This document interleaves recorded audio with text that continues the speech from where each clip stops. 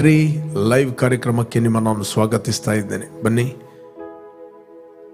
ಇವತ್ತಿನ ದಿನವು ಕರ್ತನಿಂದ ನೇಮಿಸಲ್ಪಟ್ಟಿದೆ. ಈ ದಿನದಲ್ಲಿ ನಾವು ಸಂತೋಷದೊಡನೆ ನಾವು ಆರಾಧನೆ ಮಾಡುವ. ನೀವು ಫೇಸ್ಬುಕ್ಕಲ್ಲಿ ವಾಚ್ ಮಾಡ್ಬೋದು, ಯೂಟ್ಯೂಬಲ್ಲಿ ಕೂಡ ವಾಚ್ ಮಾಡ್ಬೋದು. ನೀವು ಕುಟುಂಬವಾಗಿ ಕೂತ್ಕೊಂಡು ಆರಾಧನೆ ಮಾಡೋದಾದರೆ ಮಾಡಿ. This is your commitment. ನಮ್ಮ ಒಟ್ಟಿಗೆ ಸಿಸ್ಟರ್ ರಶ್ಮಿ ಮತ್ತು ನೀರಾಲಿದ್ದಾರೆ. ಅವರು ನಮ್ಮನ್ನು ಆರಾಧನೆ ನಡೆಸ್ತಾರೆ. ನಾವು ಆರಾಧನೆ ಮಾಡುವ, ಮತ್ತು ನಾವು ದೇವರ ವಾಕ್ಯವನ್ನು ಧ್ಯಾನ ಮಾಡುವ. Thank you Lord, thank you Jesus. ತಂದೆ, ನೀನು ಒಳ್ಳೆಯವನು ಸ್ವಾಮಿ. ನಿನ್ನ ಕೃಪೆಯು ಶಾಶ್ವತವಾದದ್ದು, ನಿನ್ನ ಪ್ರೀತಿಯು ಶಾಶ್ವತವಾದದ್ದು. Thank you Father, thank you Lord. ಯುಗ ಯುಗಾಂತರದಲ್ಲಿ ಆರಾಧನೆಯನ್ನು ಹೊಂದಾತನು, ಮಹಿಮೆಯನ್ನು ಹೊಂದಾತನು. ಅದಕ್ಕೋಸ್ಕರ ನನಗೆ ಸ್ತೋತ್ರವನ್ನು ಸಲ್ಲಿಸ್ತಾ ಇದ್ದೆ. Thank you Jesus, thank you Lord, thank you master. ಪರಿಶುದ್ಧಾತ್ಮನೇ, ನಮ್ಮನ್ನು ನೀನು ನಡೆಸುವಂತನಾಗಿದ್ದೆ. Thank you master, thank you Holy spirit.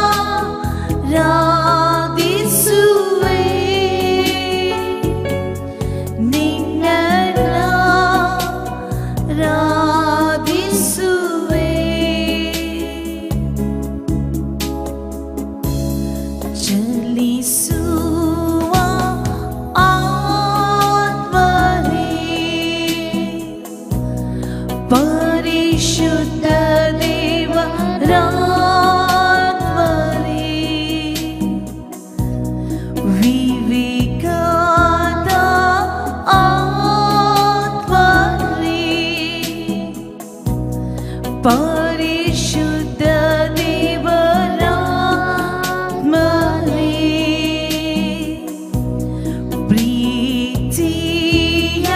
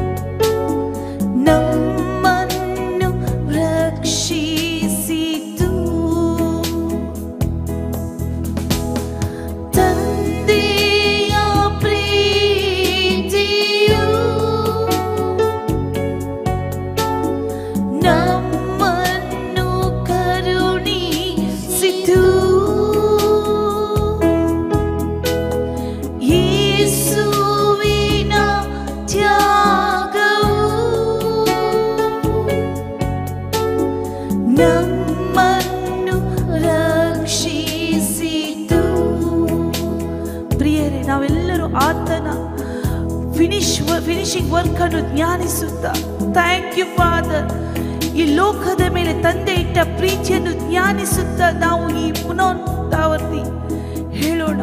Thank you father.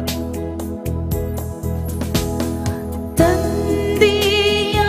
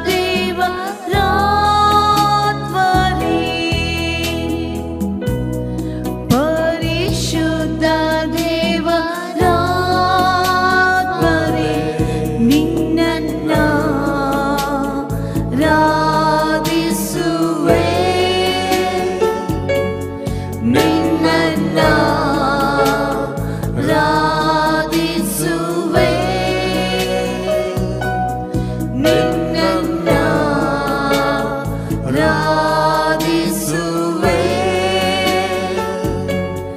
ನಿನ್ನನ್ನ ಆರಾಧಿಸುವೆ ನಿನ್ನನ್ನ ಆರಾಧಿಸುವೆ ನಿನ್ನನ್ನ ಆರಾಧಿಸುವೆ ನಿನ್ನನ್ನ ಆರಾಧಿಸುವೆ ನಿನ್ನನ್ನ ಆರಾಧಿಸುವೆ ನಿನ್ನನ್ನ ಆರಾಧಿಸುವೆ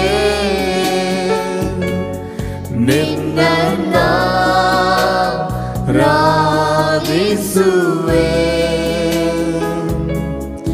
ನಿನ್ನನ್ನ ಆರಾಧಿಸುವೆ ನಿನ್ನನ್ನ ಆರಾಧಿಸುವೆ ನಿನ್ನನ್ನ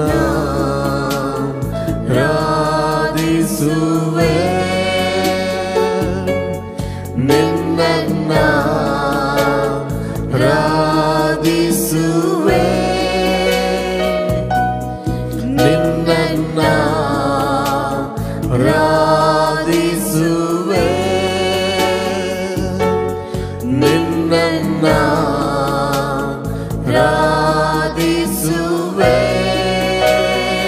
ಆರಾಧಿಸುವೆ ನಿನ್ನನ್ನ ಆರಾಧಿಸುವೆ ನಿನ್ನನ್ನ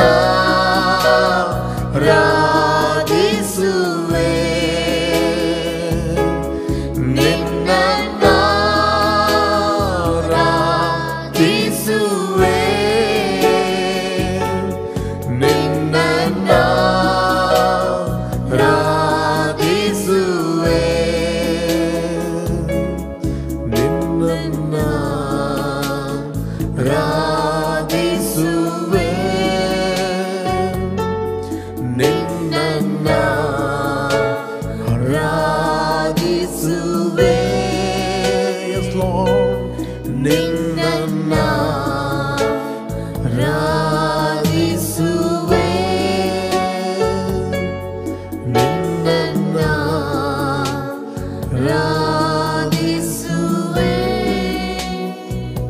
Thank you, Lord. Thank you, Lord, your presence. Thank you, Lord, your grace. Thank you, Lord, your anointing, O God. ನಿನ್ನನ್ನ ಆರಾಧಿಸುವೆ ನಿನ್ನನ್ನ ಆರಾಧಿಸುವೆ ನಿನ್ನನ್ನ ಆರಾಧಿಸುವೆ ನಿನ್ನನ್ನ ಆರಾಧಿಸುವೆ ನಿನ್ನನ್ನ ಆರಾಧಿಸುವೆ ನಿನ್ನನ್ನ ಆರಾಧಿಸುವೆ ನಿನ್ನನ್ನ ಆರಾಧಿಸುವೆ ನಿನ್ನನ್ನ ಆರಾಧಿಸುವೆ Yes, Lord. ನಿನ್ನನ್ನ ಆರಾಧಿಸುವೆ ನಿನ್ನನ್ನ ಆರಾಧಿಸುವೆ Yes, Lord, we thank you. ತಂದೆ, ನಾವು ನಿನ್ನನ್ನು ಆರಾಧಿಸ್ತಾ ಇದ್ದೇವೆ. ತಂದೆ, ನಿನ್ನ ಪ್ರೀತಿಗೋಸ್ಕರ, ಯೇಸುವಿನ ತ್ಯಾಗಗೋಸ್ಕರ, ಪವಿತ್ರ ಆತ್ಮನ ಅನ್ಯೋನ್ಯತೆಗೋಸ್ಕರ ನಾವು ಸ್ತೋತ್ರವನ್ನು ಸಲ್ಲಿಸ್ತಾ ಇದ್ದೇವೆ. We give praise you, Lord. We exalt your name. We honor you. We thank you. ತಂದೆ, ಎಲ್ಲ ಘನತೆಯನ್ನು ಮಹಿಮೆಯನ್ನು ನಾವು ನಿನಗೆ ಸಲ್ಲಿಸ್ತಾ ಇದ್ದೇವೆ. ಯೇಸು ನಾಮದಲ್ಲಿ ತಂದೆ. Amen, amen, amen, amen. Praise God. ಯೇಸು ಕ್ರಿಸ್ತನ ಹೆಸರಿನಲ್ಲಿ ನಿಮ್ಮನ್ನು ನಾನು ವಂದಿಸ್ತಾ ಇದ್ದೇನೆ. ದೇವರ ನಾಮಕ್ಕೆ ಸ್ತೋತ್ರವಾಗಲಿ. ದೇವರ ವಾಕ್ಯ ಹೇಳ್ತದೆ, ದೇವರು ಲೋಕದ ಮೇಲೆ ಎಷ್ಟೋ ಪ್ರೀತಿಯನ್ನು ಮಾಡಿ ತನ್ನ ಒಬ್ಬನೇ ಮಗನನ್ನು ಈ ಲೋಕಕ್ಕೆ ಕಳುಹಿಸಿದನು. ಆತ ನಂಬುವ ಒಬ್ಬನು ಕೂಡ ನಾಶವಾಗದೆ ಪ್ರತಿಯೊಬ್ಬನು ನಿತ್ಯ ಜೀವವನ್ನು ಹೊಂದಬೇಕೆಂದು ತನ್ನ ಮಗನನ್ನು ಕೊಟ್ಟನು. ದೇವರು ತನ್ನ ಮಗನನ್ನು ಲೋಕಕ್ಕೆ ಕೊಟ್ಟದ್ದು ತೀರ್ಪು ಮಾಡಲಿಕ್ಕೆಲ್ಲ, ಆ ಮಗನ ಮೂಲಕ ರಕ್ಷಣೆಯಾಗಬೇಕೆಂದು ತನ್ನ ಮಗನನ್ನು ಕೊಟ್ಟನು. ಪ್ರಿಯರೇ, ಈ ಮಾತನ್ನು ಯೇಸು ಸ್ವಾಮಿ ನಿಕೋದಮನ ಹತ್ರ ಮಾತಾಡುತ್ತಾನೆ. 3:16 ವಚನ. ಇಲ್ಲಿ ಯೇಸು ಸ್ವಾಮಿ ನಿಕೋದಮನ ಹತ್ರ ಹೇಳ್ತಾನೆ, ದೇವರು ಲೋಕದ ಮೇಲೆ ಎಷ್ಟೋ ಪ್ರೀತಿಯನ್ನಿಟ್ಟು. ಪ್ರೇರೆ, ದೇವರು ಲೋಕದ ಮೇಲೆ ಕೇವಲ ಪ್ರೀತಿಯನ್ನಿಟ್ಟಂತ ಹೇಳಿಲ್ಲ, ಲೋಕದ ಮೇಲೆ ಎಷ್ಟೋ ಪ್ರೀತಿಯನ್ನಿಟ್ಟು. ಆತ ನಮ್ಮನ್ನು ಪ್ರೀತಿ ಮಾಡಿದ್ದು ನಾವು ಒಳ್ಳೆಯವರಂತಲ್ಲ. ಲೋಕದಲ್ಲಿ ಯಾರೂ ಕೂಡ ಒಳ್ಳೆಯವರಿಲ್ಲ. ಆದಾಮನ ಸಂಬಂಧದಿಂದ ಯಾರೆಲ್ಲ ಹುಟ್ಟಿದ್ದಾರೆ ಅವರೆಲ್ಲರೂ ಪಾಪಿಗಳು, ಅವರೆಲ್ಲರೂ ದೇವರಿಗೆ ವೈರಿಗಳು, ಅವರೆಲ್ಲರೂ ದೇವರ ದೃಷ್ಟಿಯಲ್ಲಿ ಭಕ್ತಿಹೀನರು.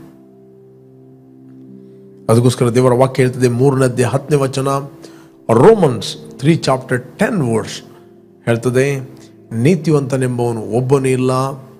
ಇದು ಶಾಸ್ತ್ರದಲ್ಲಿ ಬರೆದಿರುವ ಮಾತುಗಳಿಗೆ ಸರಿಯಾಗಿದೆ. ಅವು ಯಾವುದೆಂದರೆ, ನೀತಿವಂತನಿಲ್ಲ, ಒಬ್ಬನಾದರೂ ಇಲ್ಲ. ಆದಾಮನ ಸಂಬಂಧದಲ್ಲಿ ಎಲ್ಲರೂ ಪಾಪಿಗಳು. ದೇವರು ಲೋಕವನ್ನು ನೋಡುತ್ತಿರುವಾಗ ಇಡೀ ಲೋಕ ದೇವರ ಮುಂದೆ ಅಪರಾಧಿಯಾಗಿ ಕಾಣ್ತಾ ಇದೆ. ನಾವು ನೋಡ್ಲಿಕ್ಕೆ ಹೋದರೆ ನಮಗೆ ಸಿಗ್ತದೆ, 3:18 ವಚನದಿಂದ ಓದಿದರೆ ನಮಗೆ ಸಿಗ್ತದೆ. 3:18 ಓಕೆ. ಅವರ ಕಣ್ಣೆದುರಿಗೆ ದೇವರ ಭಯವೇ ಇಲ್ಲ ಎಂಬವುಗಳೇ. ಎಷ್ಟು 19 ವಚನ. ಧರ್ಮಶಾಸ್ತ್ರದ ನುಡಿಗಳೆಲ್ಲವೂ ಶಾಸ್ತ್ರಕ್ಕೆ ಒಳಗಾದವರಿಗೆ ಹೇಳಿವೆ ಎಂದು ಬಲ್ಲೆವಷ್ಟೇ, ಹೀಗೆ ಎಲ್ಲರ ಬಾಯಿ ಕಟ್ಟಿ ಹೋಗುವುದು, ಲೋಕವೆಲ್ಲ ದೇವರ ಮುಂದೆ ಅಪರಾಧಿಯಾಗಿ ನಿಲ್ಲುವುದು. Okay, next. ಯಾಕಂದರೆ ಯಾವನಾದರೂ ನೇಮನಿಷ್ಠೆಗಳನ್ನು ಅನುಸರಿಸಿ ದೇವರ ಸನ್ನಿಧಿಯಲ್ಲಿ ನೀತಿವಂತನೆಂದು ನಿರ್ಣಯಿಸಲ್ಪಡುವುದಿಲ್ಲ. ಧರ್ಮಶಾಸ್ತ್ರದಿಂದ ಪಾಪದ ಅರಿವು ಉಂಟಾಗುತ್ತದಷ್ಟೇ. ಈಗಲಾದರೂ ದೇವರಿಂದ ದೊರಕುವ ನೀತಿಯು ಧರ್ಮಶಾಸ್ತ್ರ ನಿಯಮಗಳಿಲ್ಲದೆ ಪ್ರಕಟವಾಗಿದೆ. ಅದು ಮೋಶೆಯ ಧರ್ಮಶಾಸ್ತ್ರದಿಂದಲೂ ಪ್ರವಾದಿಗಳ ಗ್ರಂಥಗಳಿಂದಲೂ ಸಾಕ್ಷಿಗೊಂಡಿರುತ್ತದೆ. ನೆಕ್ಸ್ಟ್. ದೇವರಿಂದ ಆಗುವ ಆ ನೀತಿಯು ಯಾವುದೆಂದರೆ, ಯೇಸು ಕ್ರಿಸ್ತನನ್ನು ನಂಬುವುದರಿಂದಲೇ ನಂಬುವವರೆಲ್ಲರಿಗೆ ದೊರಕುವಂತಹದ್ದು. ಹೆಚ್ಚು ಕಡಿಮೆ ಏನಿಲ್ಲ. 23ನೇ ವಚನ ಹೇಳ್ತದೆ, ಎಲ್ಲರೂ ಪಾಪ ಮಾಡಿ ದೇವರ ಮಹಿಮೆಯನ್ನು ಹೊಂದದೆ ಹೋಗಿದ್ದಾರೆ. ಎಲ್ಲರೂ ಪಾಪ ಮಾಡಿ, ಎಲ್ಲರೂ ಪಾಪಿಗಳು. ಆದಾಮನ ಸಂಬಂಧದಿಂದ ದೇವರು ನೋಡುವಾಗ ಎಲ್ಲರೂ ಪಾಪಿಗಳು. ಬಟ್ ದೇವರು ಪ್ರೀತಿ ಮಾಡಿದ್ದು ನಾವು ಒಳ್ಳೆಯವರಾಗಿದ್ದೇವಂತಲ್ಲ. ದೇವರು ಪ್ರೀತಿ ಮಾಡಿದ್ದು ದೇವರಿಗೆ ನಾವು ವೈರಿಗಳಾಗಿದ್ದಾಗ, ದ್ವೇಷ ಮನಸ್ಸುಳ್ಳವರಾಗಿದ್ದಾಗ, ಕೆಟ್ಟು ಹೋದವರಾಗಿದ್ದಾಗ ದೇವರು ನಮ್ಮ ಮೇಲೆ ಪ್ರೀತಿ ಮಾಡಿದ್ದು. Praise God. ಅದಕ್ಕೋಸ್ಕರ ಬೈಬಲ್ ಹೇಳ್ತದೆ, ದೇವರು ಯೇಸು ಸ್ವಾಮಿ ತಂದೆಯ ಹೃದಯವನ್ನು ಇಲ್ಲಿ ನಿಕೋದಮನಿಗೆ ಪ್ರಕಟಿಸ್ತಾನೆ. ದೇವರು ಯೇಸು ಸ್ವಾಮಿ ತನ್ನ ಸ್ವಂತ ಬಾಯಿಂದ ಹೇಳ್ತಾನೆ, ದೇವರು ಲೋಕದ ಮೇಲೆ ಎಷ್ಟೋ ಪ್ರೀತಿಯನ್ನು ಮಾಡಿ ತನ್ನ ಒಬ್ಬನೇ ಮಗನನ್ನು ಈ ಲೋಕಕ್ಕೆ ಕೊಟ್ಟನು. ಪ್ರತಿಯೊಬ್ಬರ ಮೇಲೆ, ಆದಾಮನ ಸಂಬಂಧದಿಂದ ಹುಟ್ಟಿದವರೆಲ್ಲರ ಮೇಲೆ ತೀರ್ಪು ಇದೆ. ಜಡ್ಜ್ಮೆಂಟ್, ತೀರ್ಪು, ದ ಜಡ್ಜ್ಮೆಂಟ್, ದೋಷ ಆರೋಪಣಾ ಪತ್ರ ಪ್ರತಿಯೊಬ್ಬರ ಮೇಲೆ.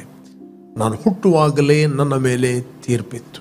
ಯಾಕಂದರೆ ನಾನು ಆದಾಮನ ಸಂಬಂಧದಿಂದ ಹುಟ್ಟಿದ ಕಾರಣ ನಾನು ಪಾಪಿಯಾಗಿದ್ದೆ. ನೆಕ್ಸ್ಟ್, ನನ್ನ ಮೇಲೆ ಜಡ್ಜ್ಮೆಂಟ್ ಇತ್ತು, ಆ ತೀರ್ಪು. ಪ್ರೇರೆ, ಥ್ಯಾಂಕ್ ಗಾಡ್, ದೇವರು ಲೋಕದ ಮೇಲೆ ಎಷ್ಟೋ ಪ್ರೀತಿಯನ್ನು ಮಾಡಿ ನಾವು ಹೊಂದಬೇಕಾದ ಜಡ್ಜ್ಮೆಂಟ್, ನಾವು ಅನುಭವಿಸಬೇಕಾದ ಶಿಕ್ಷೆ, ನಮ್ಮ ಮೇಲಿದ್ದ ದೋಷಾರೋಪಣೆಯನ್ನು ಪ್ರೇರೆ ಯೇಸು ಕ್ರಿಸ್ತನ ಈ ಲೋಕಕ್ಕೆ ಬಂದ. ಅದು ಆತನ ತ್ಯಾಗ. Praise God. ದೇವರ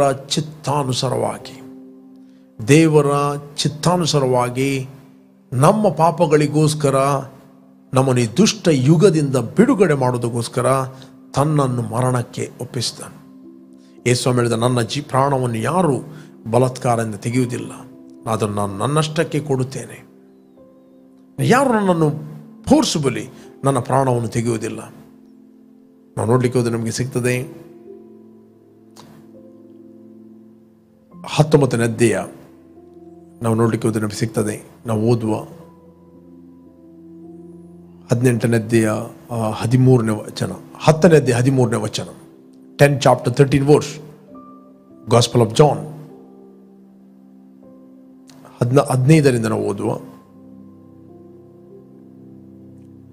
ನಾನೇ ಒಳ್ಳೆಯ ಕುರುಬನು, ತಂದೆಯು ನನ್ನನ್ನು ನಾನು ತಂದೆಯನ್ನು ತಿಳಿದಿರುವಂತೆ ನಾನು ನನ್ನ ಕುರಿಗಳನ್ನು ತಿಳಿದಿದ್ದೇನೆ. ನನ್ನ ಕುರಿಗಳು ನನ್ನನ್ನು ತಿಳಿದಿವೆ ಮತ್ತು ಕುರಿಗಳಿಗೋಸ್ಕರ ನನ್ನ ಪ್ರಾಣವನ್ನು ಕೊಡುತ್ತೇನೆ. ಓಕೆ, 16ನೇ ವಚನ. ಇದಲ್ಲದೆ ಈ ಹಟ್ಟಿಗೆ ಸೇರದಿರುವ ಇನ್ನೂ ಬೇರೆ ಕುರಿಗಳು ನನಗವೆ, ಅವುಗಳನ್ನು ನಾನು ತರಬೇಕು. ಅವು ನನ್ನ ಸ್ವರಕ್ಕೆ ಕಿವಿಗೊಡುವು. ಆಗ ಒಂದೇ ಹಿಂಡು ಆಗುವುದು, ಒಬ್ಬನೇ ಕುರುಬನಿರುವನು. ನೆಕ್ಸ್ಟ್, ನಾನು ತಿರುಗಿ ಪಡಕೊಳ್ಳುತ್ತೇನೆಂದು ನನ್ನ ಪ್ರಾಣವನ್ನು ಕೊಡುತ್ತೇನೆ. ಅದರ ನಿಮಿತ್ತವಾಗಿ ತಂದೆಯು ನನ್ನನ್ನು ಪ್ರೀತಿಸ್ತಾನೆ. ನೆಕ್ಸ್ಟ್, ನನ್ನ ಪ್ರಾಣವನ್ನು ಯಾರೂ ನನ್ನಿಂದ ತೆಗೆಯರು. ನನ್ನ ಪ್ರಾಣವನ್ನು ಯಾರೂ ನನ್ನಿಂದ ತೆಗೆಯರು. No one take it from me, but I lay it down of my self. I have power to lay it down and I have power to take it again. This command I have received from my Father. ನನ್ನ ಪ್ರಾಣವನ್ನು ಯಾರು ನನ್ನಿಂದ ತೆಗೆಯರು, ನನ್ನಷ್ಟಕ್ಕೆ ನಾನು ಅದನ್ನು ಕೊಡುತ್ತೇನೆ. ಅದನ್ನು ಕೊಡುವುದಕ್ಕೆ ನನಗೆ ಅಧಿಕಾರ ಉಂಟು, ಅದನ್ನು ತಿರುಗಿ ಪಡೆದುಕೊಳ್ಳುವುದಕ್ಕೂ ನನಗೆ ಅಧಿಕಾರ ಉಂಟು. ಈ ಅಪ್ಪಣೆಯನ್ನು ನನ್ನ ತಂದೆಯಿಂದ ಹೊಂದಿದ್ದೇನೆ ಅಂದನು. ನನ್ನ ಕುರಿಗಳಿಗೋಸ್ಕರ ನಾನು ಪ್ರಾಣವನ್ನು ಕೊಡುತ್ತೇನೆ.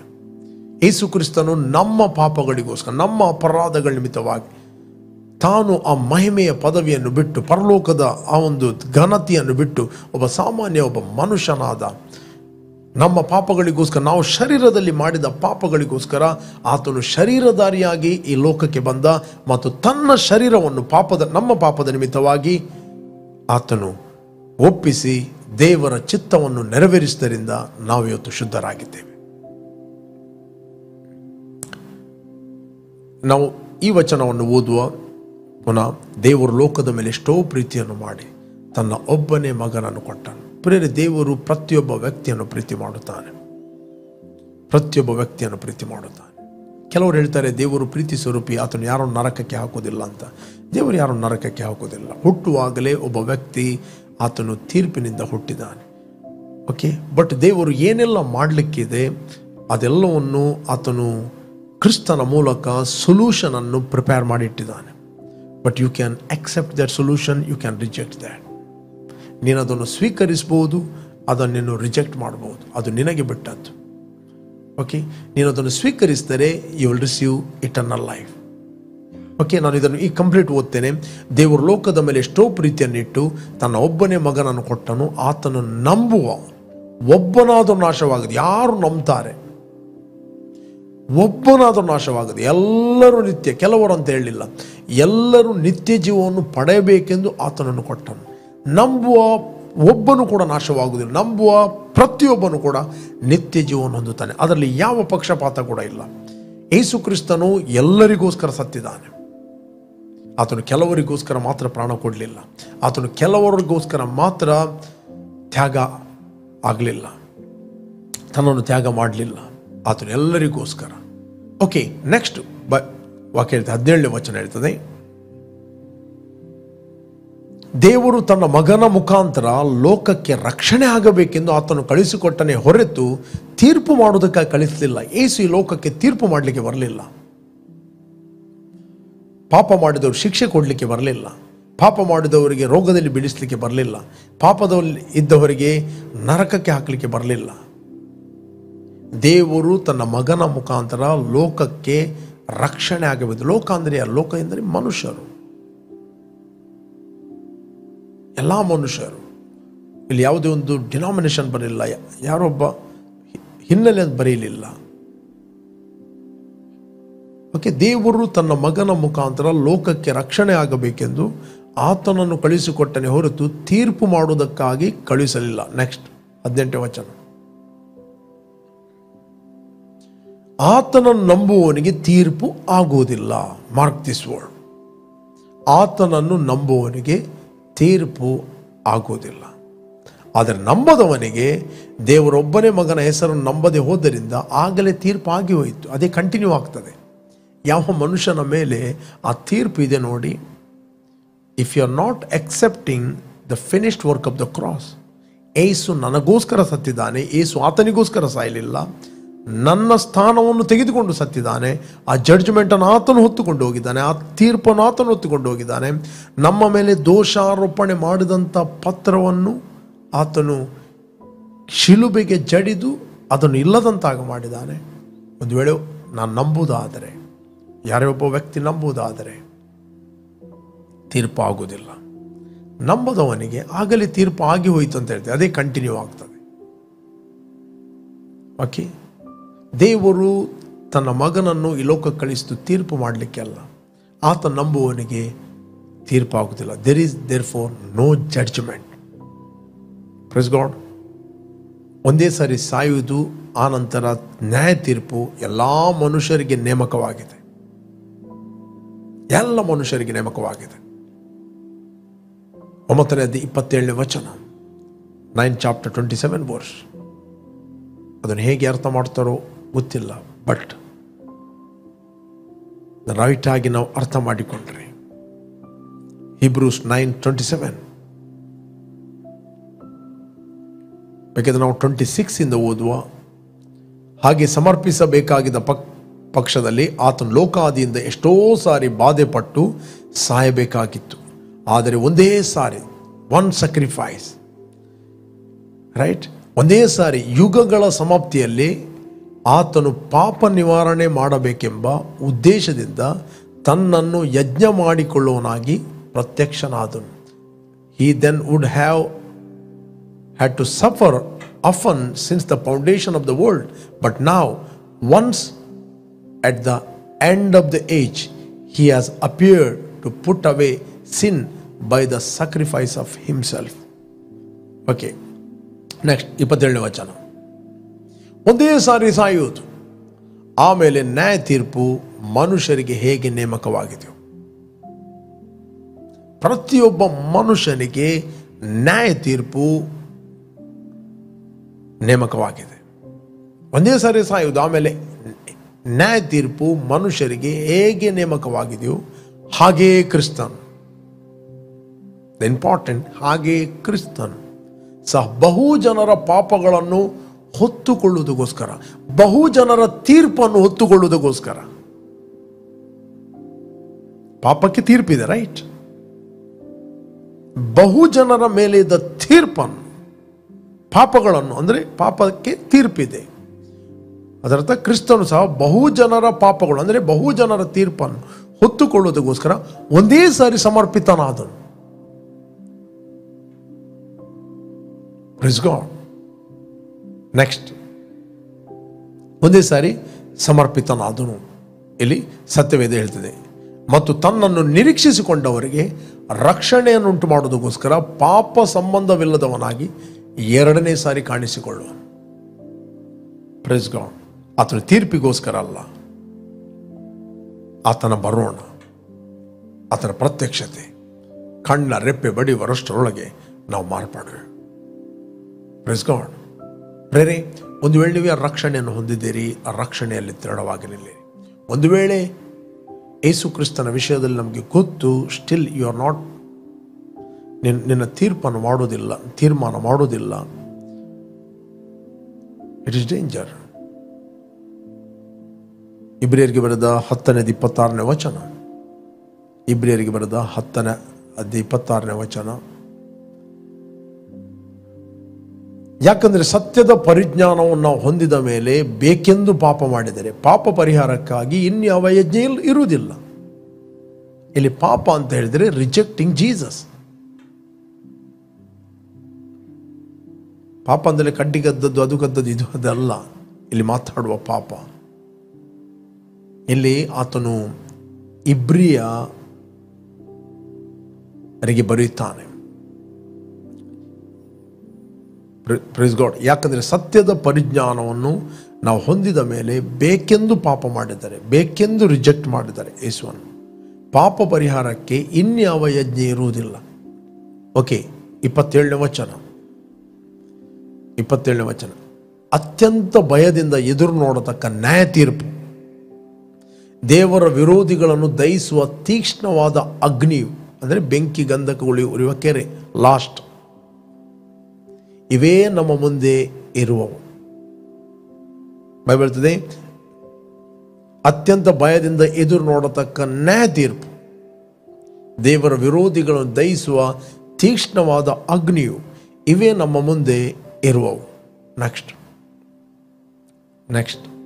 28. ಮೋಶೆಯ ವಿಧಿಗಳನ್ನು ಅಸಡ್ಡೆ ಮಾಡಿದವನಿಗೆ 2 ಇಲ್ಲ 3 ಸಾಕ್ಷಿಗಳ ಮಾತಿನ ಮೇಲೆ ಕನಿಕರವಿಲ್ಲದೆ ಮರಣದಂಡನೆ ಆಗುತ್ತದೆ ಅಷ್ಟೇ.